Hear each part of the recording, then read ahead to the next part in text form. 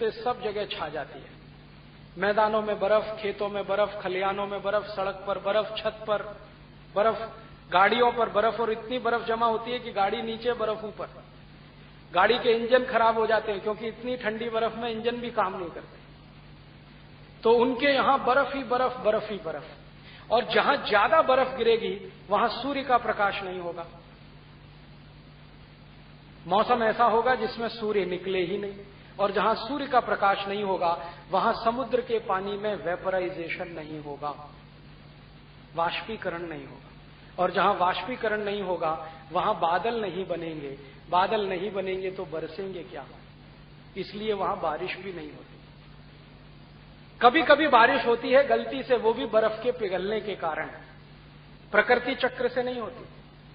तो वहां एक ही मौसम, ठंडा और भयंकर ठंडा, बारिश है नहीं, गर्मी पड़ती नहीं। तो उन देशों में क्या होता है कि अगर बहुत ठंडी वाले इलाके में आप रहना शुरू कर दें तो शरीर भी ठंडा होने लगता है। आप कभी एक छोटा एक्सपेरिमेंट करना, मैंने किया था एक बार। अपने चारों तरफ बर्फ लगा लेना, बर्फ की सिल्लियां आती है ना, और उसके बीच में बैठ जाना। हाँ, 5 मिनट में आपको पता चल जाएगा कि क्या हो रहा है।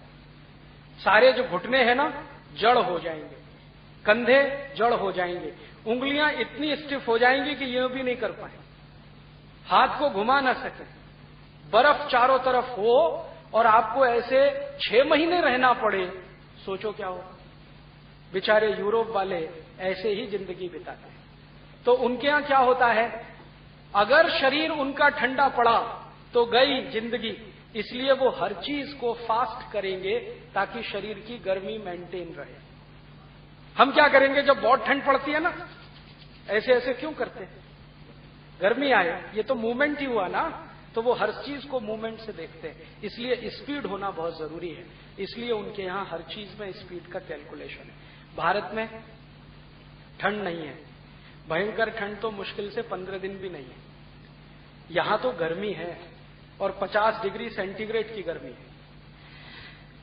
आप जानते हैं भीलवाड़ा में 50 डिग्री सामान्य हो जाता है तापमान, और चुरू में तो उसको भी क्रॉस कर जाता है। यहां तो गर्म है, तो गर्म देश में तो गर्मी की जरूरत नहीं है, तो हर चीज की स्पीड यहां कम रखनी पड़ेगी।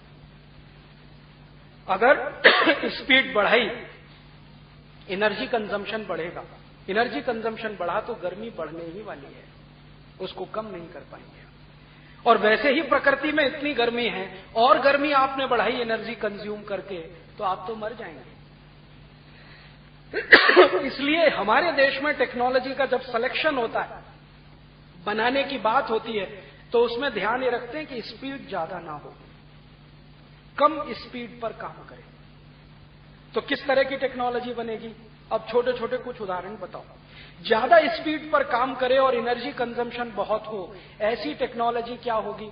जैसे मान लो रसोई घर का मिक्सर, जिसमें एनर्जी भी कंज्यूम होगी और स्पीड भी ज्यादा होगी। कम से कम रसोई घर का मिक्सर चले तो 240 वोल्ट की करंट तो लगेगी ही, इससे कम पे नहीं चलेगा। तो मिक्सर से हम बनाएंगे क्या? चटनी बनाएंगे, और क्या बनाएंगे? जूस निकालेंगे, चटनी बनाएंगे, और कुछ निकालेंगे, क्या करेंगे? किसी चीज के छोटे छोटे पीस करेंगे। यही है ना टेक्नोलॉजी का अंतिम उद्देश्य? क्या है? कोई उपयोग। तो हमने मिक्सर का उपयोग किया और धनिये की चटनी पीस के निकाल लिया, जिसमें 240 वोल्ट का करंट हमने खर्च किया, जिसके लिए कोई बड़ा डैम बनाना पड़ा, डैम के लिए पावर स्टेशन बनाना पड़ा, पावर स्टेशन के लिए कोयला निकालना पड़ा, कोयले के साथ पानी भी इस्तेमाल करना पड़ा, तब हमारा मिक्सर चला। ये है यूरोपियन टेक्नोलॉजी। अब भारत की टेक्नोलॉजी, चटनी ही बनानी है ना, तो सिलबट्टा जिंदाबाद। पत्थर का एक वो होता है कि नहीं, क्या कहते हैं उसको घर में? सिलबट्टा ही कहते हैं ना। तो सिल और बट्टा, बट्टा माने घिसने वाला, सिल माने पत्थर का टुकड़ा। तो सिलबट्टे पर पीसा तो एनर्जी कंजम्पशन 0। बनेगी तो चटनी वहां भी, बनेगी चटनी यहां भी। एंड पॉइंट दोनों में एक ही है, लेकिन महत्व की बात है कि एक बिना एनर्जी के चल रहा है, दूसरा एनर्जी से चल रहा है। और सबसे बड़ी बात कि जब चलेगा मिक्सर तो आप क्या करेंगे? खाली बैठेंगे ना, बैठ के देखेंगे भाई मिक्सर चल रहा है, इसकी शक्ल देखते रहो, लगे तो फोटो खींच लो, बहुत सुंदर चल रहा है, बहुत अच्छा चल रहा है। यही तो करेंगे ना, इससे ज्यादा तो कुछ नहीं कर सकते। हाँ, इतना जरूर है कि इसकी आवाज बहुत खराब लग रही है, कान में कर्कश कर्कश ध्वनि जा रही है, तो दरवाजा बंद कर दो मिक्सर चलाते समय, इतना ही करेंगे, इससे ज्यादा कुछ नहीं। और अगर सिलबट्टा चल रहा है तो आप बट्टे को घिसेंगे सिल पर, तो अपनी एनर्जी खर्च होगी। और आप जानते हैं, सिल पर बट्टे को जब घिसेंगे तो अपनी एनर्जी खर्च होगी, माने बॉडी का कोलेस्ट्रॉल जलेगा। कोलेस्ट्रॉल जलेगा तो हार्ट अटैक नहीं आएगा। देखो, एंड पॉइंट दोनों में एक ही है। चटनी यहां भी बन रही है, चटनी वहां भी बन रही है, लेकिन एक सिलबट्टे की चटनी है जिसमें हमारी एनर्जी खर्च हो रही है। शरीर की एनर्जी माने कोलेस्ट्रॉल, जो फैट है ना, जो डिपॉजिट होता है, वही शरीर की एनर्जी है। तो हमने वो खर्च करके बनाया चटनी, तो शरीर का वजन भी कम होगा, कोलेस्ट्रॉल डिपॉजिट कम होगा, हम हार्ट अटैक फ्री रहेंगे, कोलेस्ट्रॉल फ्री रहेंगे, कार्डियक अरेस्ट फ्री रहेंगे, ब्रेन स्ट्रोक फ्री रहेंगे, 25 बीमारियां शरीर में नहीं आएंगी। और जो कोई मां या बहन वो सिलबट्टे पर घिस रही है चटनी बनाने के लिए, तो उसकी इंटरनल और एक्सटर्नल दोनों एक्सरसाइज हो रही है। और सिलबट्टे पर जब घिसा जाता है ना, तो सबसे बड़ी एक्सरसाइज यूट्रस की होती है। और यूट्रस की एक्सरसाइज अगर है गर्भाशय की, तो वो फ्लेक्सिबल बहुत रहता है। और अगर वो फ्लेक्सिबल है तो जिंदगी में कभी भी मां बनने के लिए सिजेरियन ऑपरेशन नहीं कराना पड़ता। तो अब हमारे पास दो ऑप्शन है कि मिक्सर बनाएं, मिक्सर चलाएं, आराम से कुर्सी पर बैठकर देखें, चटनी तो वहां भी बनेगी, लेकिन यहां शरीर में डिपॉजिट बढ़ता रहेगा फैट का, क्योंकि हम इस्तेमाल नहीं कर रहे हैं शरीर को। फैट बढ़ेगा तो हार्ट अटैक आएगा। और मां का यूट्रस का एक्सरसाइज नहीं होगा तो वो बहुत स्टफ आ जाएगा, कठोर हो जाएगा, और उस मां को गर्भवती होने के बाद सिजेरियन कराना ही पड़ेगा। तो एक मिक्सर की टेक्नोलॉजी कहां लेके जाएगी और एक सिलबट्टे की टेक्नोलॉजी कहां लेके जाएगी। अब हम ये कहना शुरू कर दें कि जी मिक्सर तो बहुत हाई टेक है और ये सिलबट्टा तो बहुत लो टेक है। दुनिया में कोई टेक्नोलॉजी हाई और लो नहीं होती है। कौन सी टेक्नोलॉजी आपके लिए उपयोगी है, एप्रोप्रिएट है, वो महत्व की बात होती है। हमारे लिए शायद सिलबट्टा बहुत एप्रोप्रिएट है, क्योंकि गर्म देश में रहने वाले लोगों को फैट डिपॉजिट्स ज्यादा होते हैं।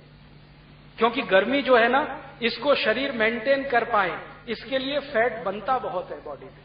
तो भारतवासियों को प्राकृतिक कारणों से फैट ज्यादा बनता है। ये फैट कंज्यूम होता रहना चाहिए, इसलिए हमारे ऋषि मुनियों ने सोचकर सिलबट्टा बनाया।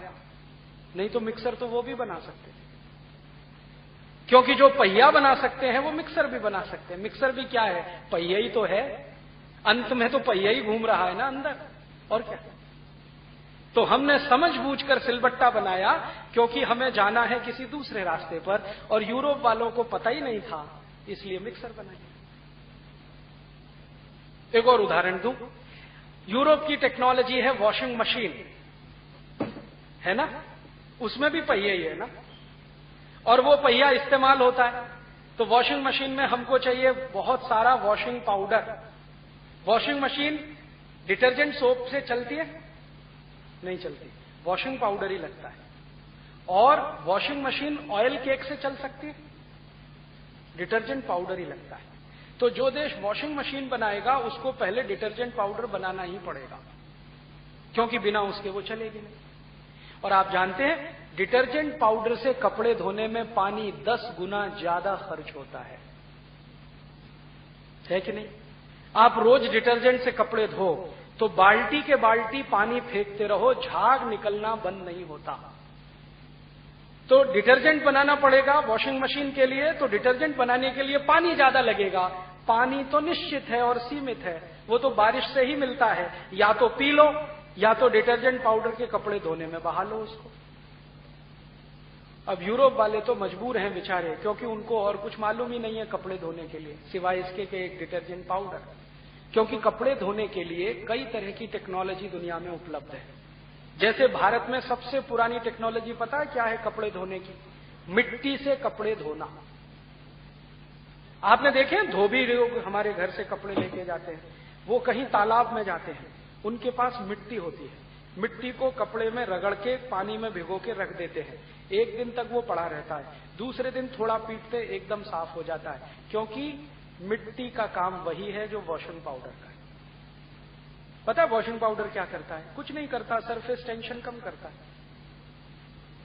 हमारा कपड़ा गंदा हो गया, इसमें डस्ट घुस गई या इसमें कुछ दाग बन गए, निशान बन गए, इसका माने जिस स्थान पर निशान है वहां का सरफेस टेंशन बढ़ गया। यही तो है ना फिजिक्स। अब सर्फ क्या करेगा? सर्फ ये करेगा कि वहां का सरफेस टेंशन कम कर दे, और जब सरफेस टेंशन 0 हो जाएगा तो दाग अपने आप बाहर निकल जाएंगे, डस्ट बाहर निकल जाएगी, सब कुछ खत्म हो जाएगा। वही काम मिट्टी करती है, वही काम वॉशिंग पाउडर करता है। मिट्टी भी यही करती है, सरफेस टेंशन को कम। अब मिट्टी से हम कपड़े धोएं और सर्फ से कपड़े धोएं, दोनों में अंतर क्या है? मिट्टी से कपड़े जब हम धो रहे हैं तो मिट्टी पानी में जा रही है और पानी में मिट्टी नीचे बैठ रही है, वापस वही मिट्टी फिर काम आ रही है, फिर पानी में जा रही है, फिर बैठ रही है, फिर काम आ रही है, फिर जा रही है। माने ये पूरी सिस्टम सस्टेनेबल है, हजारों साल तक चलेगी। अब वॉशिंग पाउडर का चक्कर क्या है? वॉशिंग पाउडर बनाने में 23 केमिकल लगते हैं। मिट्टी एक ही केमिकल का खेल है। वॉशिंग पाउडर में 23 केमिकल हैं और सब के सब इनऑर्गेनिक हैं, ऑर्गेनिक कुछ भी नहीं है। मिट्टी 100% ऑर्गेनिक है। ऑर्गेनिक और इनऑर्गेनिक केमिकल्स का अंतर आप सब अच्छे से जानते हैं। तो मिट्टी ऑर्गेनिक केमिकल है, हजारों साल इस्तेमाल होगी, यूज और रीयूज, यूज और रीयूज होगा, और अंत में क्या होगा? पानी में मिट्टी मिलेगी तो आखिरकार वो पानी कहीं जाएगा, खेत में जाएगा, खलिहान में जाएगा, तो मिट्टी खेत में पहुंच जाएगी। इससे ज्यादा तो कुछ नहीं होने वाला। पानी भी सुरक्षित है, मिट्टी भी सुरक्षित है। अब वॉशिंग पाउडर से आपने जब कपड़े धोए तो उसमें तो 23 केमिकल हैं, वो सब पानी में निकलेंगे और वो पानी के साथ बहते हुए किसी नदी में जाएंगे। नदी का पानी सीपेज के माध्यम से जमीन के नीचे जाएगा, तो जमीन के पानी में केमिकल्स भी पानी के साथ मिल जाएंगे। फिर वही पानी हम ग्राउंड वाटर के रूप में रिचार्ज करके रीयूज करेंगे, तो पानी के साथ ये केमिकल भी आएंगे और यही केमिकल डिटेक्ट होंगे, तो सरकार कहेगी कि पानी जमीन का निकला हुआ खराब हो गया, अब ये पीने लायक नहीं है, क्योंकि हमने वॉशिंग पाउडर मिला मिला के इसको मिट्टी में फेंक दिया। वॉशिंग पाउडर के केमिकल क्या है? नाम सुनो तो तकलीफ आ जाए। Sodium lauryl sulphate, sodium metasilicate, जो हाईली पॉइजनस है और कैंसरस है। सोडियम लॉरेल सल्फेट के बारे में सारी दुनिया के वैज्ञानिक कहते हैं कि 0.05 मिलीग्राम मात्रा अगर 1 लीटर खून में आ गई, जरा ध्यान से सुनना, 1 लीटर खून में 0.05 मिलीग्राम सोडियम लॉरेल सल्फेट मिला तो ब्लड कैंसर करने के लिए सफिशिएंट है। वैज्ञानिक कहते हैं कि सोडियम मेटासिलिकेट अगर 0.01 मिलीग्राम 1 लीटर खून में मिला तो कैंसर करने के लिए सफिशिएंट है। तो यूरोप से आई हुई टेक्नोलॉजी वॉशिंग मशीन, उसमें डाला हुआ वॉशिंग पाउडर जो पानी को भी खर्च करेगा और आपकी जिंदगी को भी खर्च कर देगा, क्योंकि यही पानी जब डिस्चार्ज होकर आप फेंकेंगे नालियों में, नालियों से जाएगा नाले में, नाले से जाएगा नदी में या तालाब में, फिर सीपेज के माध्यम से ग्राउंड वाटर में कन्वर्ट होगा, उसके साथ केमिकल भी होंगे, वही केमिकल वापस आपके पीने के पानी में आएंगे और आप पी पी के कैंसर से मर जाएंगे। ये है यूरोपियन टेक्नोलॉजी। अब हमारे यहां क्या है? हमारे यहां तो सबसे पुरानी मिट्टी थी कपड़े धोने के लिए।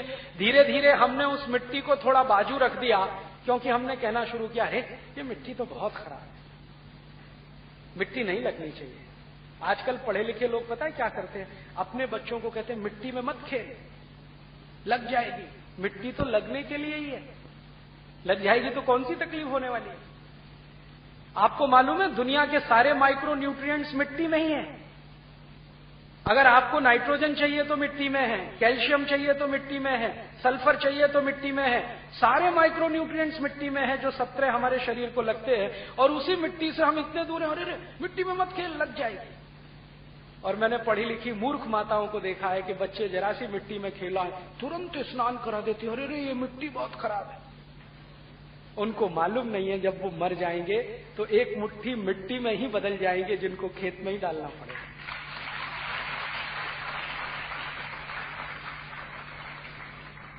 आपको एक इंटरेस्टिंग कैलकुलेशन बताता हूं। जब आदमी मर जाता है ना, पूरा शरीर जल जाता है, हड्डियां भी जल जाती हैं और पूरे आदमी की 20 ग्राम मिट्टी बन जाती है, मात्र 20 ग्राम।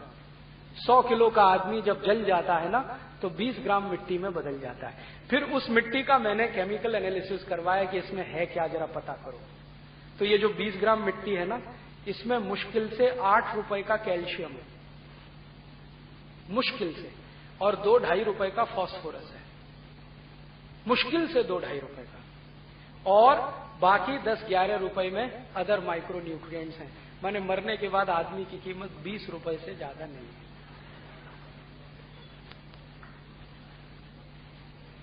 ये है जीवन की सच्चाई। और हम मिल रहे हैं उसी मिट्टी में, और परेशान है कि ये मिट्टी शरीर पे नहीं लगनी चाहिए। ये मूर्खता हमने यूरोप से सीखी है। यूरोप में पता है क्या होता है? मिट्टी ही नहीं है।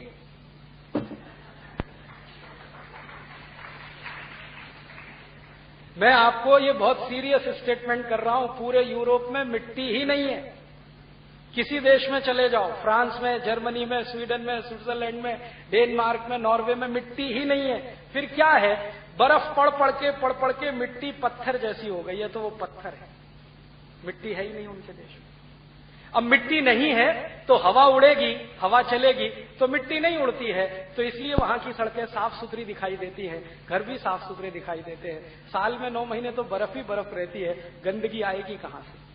तो हम गाना गाते हो यूरोप कितना साफ सुथरा है, घर में भी कुछ कचरा नहीं है, सड़क पे भी कचरा नहीं है, वहां तो कुछ सुंदर ही सुंदर दिखाई। मेरा एक दोस्त तो इतना मूर्ख है, वो कहता है यार यूरोप की सड़क को तो जीभ से चाट सकते हैं। तो मैंने कहा इसमें कौन सी खास बात है? बर्फ को तो जीभ से ही चाटा जाता है ना, चाटते हैं कि नहीं बर्फ को? तो वहां बर्फ ही बर्फ है, उसको जीभ से चाट सकते हैं, कौन सी खास बात है?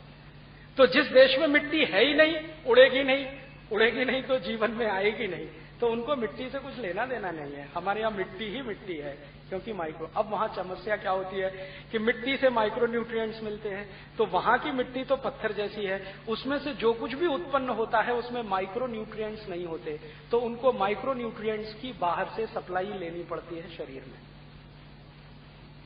अगर हम कुछ खा रहे हैं, गेहूं, चावल, चना, दाल, मटर, तो हमको 17 माइक्रो न्यूट्रिएंट्स चाहिए। प्रोटीन्स चाहिए, वो तो एक है, कार्बोहाइड्रेट्स चाहिए, वो एक है, फैट्स चाहिए, वो एक है, और हमें फाइबर्स चाहिए, वो एक है। माइक्रो न्यूट्रिएंट्स 17 चाहिए हमको अपने शरीर में। नाइट्रोजन भी चाहिए, फास्फोरस भी चाहिए, कैल्शियम भी चाहिए, मैग्नीशियम भी चाहिए, मैग्नीज भी चाहिए, सल्फर भी चाहिए, ऐसे 17 केमिकल शरीर को चाहिए। इनमें एक भी कम हो जाए तो पता है क्या क्या होता है? थोड़ा भी कैल्शियम अगर कम हो गया तो बच्चे पागल पैदा होते हैं। हाँ, थोड़ा भी केमिकल कम हो जाए तो कम बुद्धि के बच्चे पैदा होते हैं। आपने देखे बहुत बच्चे शरीर में तो अच्छे हैं, बुद्धि काम नहीं करती, IQ लेवल 0। तो सब डॉक्टर कहते हैं इनको कैल्शियम कम है। फिर इसके विपरीत कुछ बच्चे होते हैं जिनको कैल्शियम तो है लेकिन आयरन कम है, तो उनके शरीर में खून नहीं है, तो एनीमिक दिखाई देते हैं। और इतने एनीमिक दिखाई देते हैं कि हम समझते हैं अरे इसकी स्किन तो बहुत गोरी है, पता चला वो एनीमिया का शिकार है, गोरी थोड़ी। खून ही नहीं है तो पीला पीला दिखेगा कि नहीं दिखेगा? सफेद सफेद दिखेगा। तो किसी को आयरन कम हो गया, किसी को कैल्शियम कम, किसी को मैग्नीशियम कम, किसी को, तो सभी तरह की एबनॉर्मेलिटीज आएंगी। तो मिट्टी में नहीं है तो वहां की प्रॉब्लम है। तो यूरोप में पता है क्या होता है कि ये जो माइक्रो न्यूट्रिएंट्स की कमी आती है, इसको बाहर से सप्लीमेंट देना पड़ता है। इसलिए हर यूरोपियन को खाने के साथ फूड सप्लीमेंट खाना पड़ता है। और वो उनके फूड सप्लीमेंट पता है क्या है? बॉर्नविटा, हॉर्लिक्स, मॉल्टोवा, ये जो है ना हेल्थ टॉनिक्स, वो सब फूड सप्लीमेंट्स हैं, कोई हेल्थ टॉनिक नहीं है। अगर वो ना खाएं तो जिंदा नहीं रह पाए। अब वही टेक्नोलॉजी हमने इंपोर्ट कर लिया। हॉर्लिक्स आ गया भारत में, बॉर्नविटा भी आ गया, मॉल्टोवा भी आ गया, और हम जबरदस्ती खा रहे हैं, जरूरत नहीं है फिर भी खा रहे हैं, क्योंकि हमको सारे माइक्रो न्यूट्रिएंट्स तो भोजन में मिल रहे हैं। हमारे गेहूं में, चावल में, चने में, दाल में, केले में, सेब में, फलों में, सब में माइक्रो न्यूट्रिएंट्स हैं, क्योंकि मिट्टी से ये सब आ रहे हैं और मिट्टी में ये सब है, तो हमको अतिरिक्त सप्लीमेंट की जरूरत नहीं है। लेकिन हम उनकी नकल करके खाएंगे जरूर, क्योंकि हम मानते हैं कि उनकी टेक्नोलॉजी है तो कुछ अच्छी होगी। अभी अंधाधुंध हम खाना शुरू करते हैं बचपन से। कई घरों में मैंने देखा बच्चों को हॉर्लिक्स मिला के ही दूध पिलाते या बॉर्नविटा मिला के ही दूध पिलाते। अगर लगातार आप ये खाएंगे हॉर्लिक्स, बॉर्नविटा, तो इसमें कैल्शियम है, और कैल्शियम आपके बॉडी में है, ऑलरेडी है। अब कैल्शियम ज्यादा हो जाएगा, तो जब ज्यादा कैल्शियम होगा तो डाइजेस्ट नहीं होता और वही स्टोन में बदल जाएगा, तो किडनी स्टोन हो जाएगा, गॉल ब्लैडर स्टोन हो जाएगा। अब किडनी में स्टोन हुआ, 25-30 साल की उम्र में गॉल ब्लैडर स्टोन हुआ, तो डॉक्टर कहेगा अब ये किडनी काट के निकालो, तो 3 लाख रुपए ले आओ पहले, और गॉल ब्लैडर काट के निकालो तो 50,000 रुपए ले आओ। और गॉल ब्लैडर जो कट के आपने निकलवा दिया क्योंकि स्टोन फॉर्मेशन है, तो 5-7 साल के बाद इंटेस्टाइनल कैंसर 100% हो जाएगा। क्योंकि शरीर विज्ञान ये कहता है कि गॉल ब्लैडर बहुत महत्वपूर्ण चीज है, अगर इसको काट के निकाल दिया तो ये ऑर्गन का काम किसी दूसरे ऑर्गन को करना पड़ता है, तो वो दूसरा ऑर्गन लार्ज इंटेस्टाइन ही है। फिर लार्ज इंटेस्टाइन के ऊपर वर्कलोड बढ़ जाता है और उस वर्कलोड के कारण उसमें कैंसर डेवलप होता है। फिर कैंसर हो गया तो फिर जयराम जी की, ये है यूरोपियन टेक्नोलॉजी। अब हम बिना सोचे समझे नकल करेंगे उनकी, यही होने वाला है। इसलिए मैं आपके ध्यान में जो बात लाना चाहता हूं वो ये कि टेक्नोलॉजी हाई और लो नहीं होती, टेक्नोलॉजी मॉडर्न और ओल्ड नहीं होती, टेक्नोलॉजी हमेशा एप्रोप्रिएट होती है, उपयुक्त होती है। जब जिसको जिसकी जरूरत है वो उसने बना लिया, वही टेक्नोलॉजी होती है। दूसरों की नकल करके बनाएंगे तो वो नकल होती है, टेक्नोलॉजी नहीं होती। अब हम जो भी काम यूरोप और अमेरिका की नकल करके उनकी टेक्नोलॉजी की मदद से हल करते हैं, कोई हमारा हो ही नहीं पाता हल। लेकिन जो काम हम भारत की टेक्नोलॉजी की मदद से हल करें, 100% उसमें सोल्यूशन आ जाता है। जैसे यूरोप की एक टेक्नोलॉजी आई है, वाटर पंप। जमीन में खोदो और लगा दो, तो हर 1 मिनट में कुछ लीटर पानी वो खींच के फेंक देगा बाहर। हर 1 घंटे में कुछ लाख लीटर पानी खींच के बाहर फेंक देगा। ये है यूरोप की टेक्नोलॉजी। तो हमने जमीन में खड्डा खुदवा दिया, बोरिंग करवा दिया, पंप लगवा दिया, कुछ ही घंटों में लाखों लीटर पानी वो फेंक रहा है। क्या ये लाखों लीटर पानी कुछ घंटे में अंदर जा सकता है? ऐसी कोई टेक्नोलॉजी यूरोप ने बनाई है कि जितना पानी 1 घंटे में वो जमीन से निकाल कर फेंक रहे हैं, उतना ही पानी 1 घंटे में अंदर डाल सके? अंदर डाल सके माने रिचार्ज कर सके।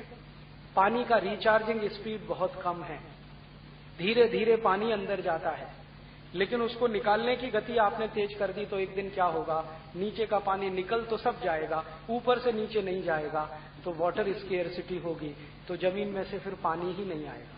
6 फीट बोरिंग करो या 600 फीट, 1000 फीट बोरिंग करो या 6000 फीट, पानी ही नहीं मिलेगा। पानी नहीं मिलेगा तो सरकार आपके एरिया को डार्क जोन डिक्लेयर करेगी, और डार्क जोन डिक्लेयर हुआ तो फिर वर्ल्ड बैंक की टीम आएगी कि अब इस वाटर को रिचार्ज करने के लिए क्या करना।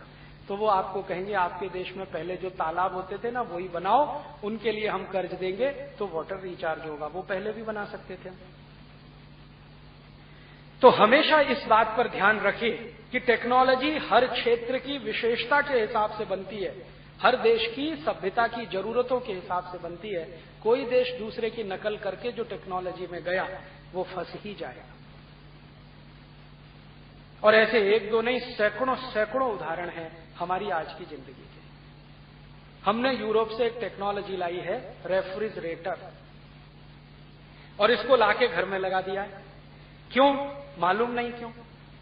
कोई लोगों से बहुत ज्यादा डिटेल पूछता हूं कि आपने रेफ्रिजरेटर क्यों लाया, कहते हैं जी पड़ोसी लाया तो हम भी ले आए। तो वो कुएं में गिरेगा, आप भी गिरोगे? हाँ गिर जाएंगे। तो मूर्खों की यही निशानी होती है, इंटेलिजेंट लोग तो ये नहीं करते। वो फ्रिज ले आया घर में, अब क्या कर रहे हैं उसका, फ्रिज में ला के सब्जियां भर के रखते हैं। हाँ, और एक दिन में 10 किलो सब्जी ले आते हैं। जरूरत नहीं है 10 किलो की, ले आते हैं, भर भर के रखते हैं। फिर फ्रिज क्या करता है? फ्रिज का प्रिंसिपल आप सब समझते हैं। फ्रिज अगर चलेगा तो क्लोरोफ्लोरोकार्बन्स का एमिशन करेगा। क्लोरोफ्लोरोकार्बन्स का अगर एमिशन होगा तो जो कुछ आपने फ्रिज में रखा है वो उससे बचेगा। क्लोरोफ्लोरोकार्बन्स उस पर भी प्रभाव डालेंगे, फिर वही आप खाएंगे तो आप बचेंगे। हमने बिना सोचे समझे फ्रिज में सब्जी रखना शुरू कर दिया। आपको मालूम है यूरोप में कोई भी घर में सब्जी नहीं रखी जाती फ्रिज में।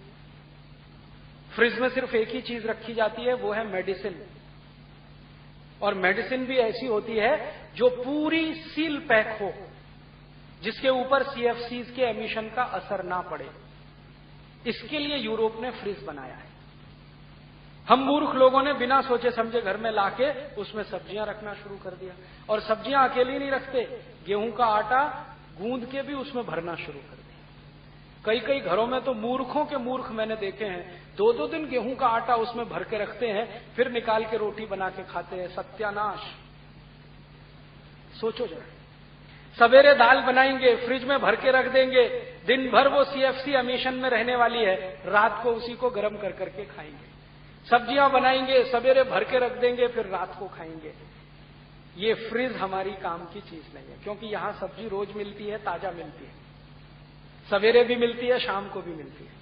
और सब्जी के विज्ञान के बारे में आपको एक सच्चाई बता दूं कि सब्जी टूटने के 1 घंटे के अंदर बना के खा ली जाए तो बहुत अच्छा है, 1 दिन बाद खाएंगे तो और खराब है, 2 दिन बाद खाएं और भी ज्यादा खराब है। जितना समय बीतेगा उतनी खराब होती जाएगी, फ्रेशनेस तो कम होगी ही, माइक्रो न्यूट्रिएंट्स का लेवल घटता जाएगा, और एमिशन के असर से वो बिल्कुल सब्जी नहीं जहर हो जाए।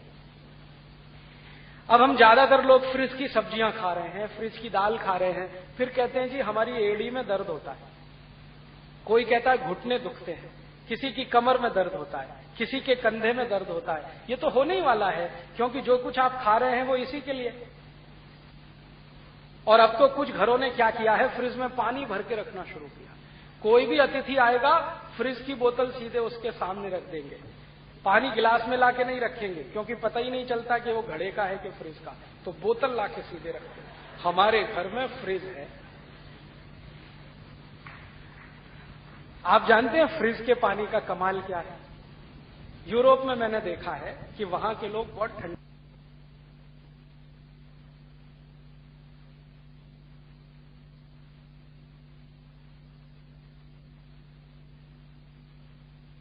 हमने वो मजबूरी को स्टेटस सिंबल बना लिया, हम फ्रिज में पानी ठंडा करके फिर पीते हैं। परिणाम यह है कि यूरोप के लोग जब बहुत ठंडा पानी पीते हैं ना, जब उनके यहाँ सर्दी के दिन होते हैं, जैसे दिसंबर से लेके नवंबर से लेके मार्च अप्रैल तक, उतने दिनों में हर यूरोपियन नागरिक सवेरे सवेरे जब टॉयलेट रूम में जाएगा तो 2-2 घंटे तक बाहर ही नहीं आएगा। उनको पूछो भाई क्या कर रहे थे टॉयलेट में 2 घंटे, तो कहते न्यूज़पेपर पढ़ रहे थे हम। क्यों पढ़ रहे थे? स्टूल साफ नहीं होता, पेट साफ नहीं होता, स्टूल पास नहीं होता। क्यों? कब्जियत हो गई। कब्जियत किससे होती है? ठंडे पानी से। तो 2-2 घंटे बैठे रहते हैं कमोड पर, जोर लगाते हैं फिर भी नहीं आती। कभी कभी गाना गाते हैं, मेरे सपनों की रानी कभी आएगी, तो भी नहीं आती।